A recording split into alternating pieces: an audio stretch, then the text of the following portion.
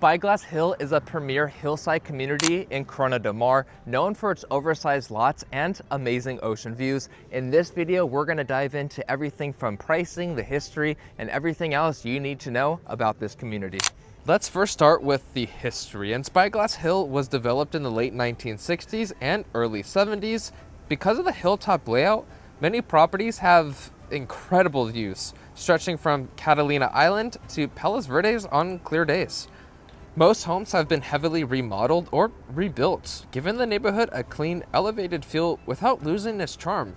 The homes in Spyglass Hill are a mix of traditional ranch, modern rebuilds, and full custom estates. But let's talk about pricing. Homes in Spyglass Hill typically range from $3.6 million all the way to $18.9 million, depending on lot size, remodel level, and how great the views are.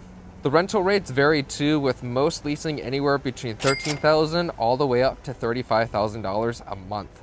Families love Spyglass Hill for its access to top-rated schools, including Harbour Elementary and Corona del Mar High School.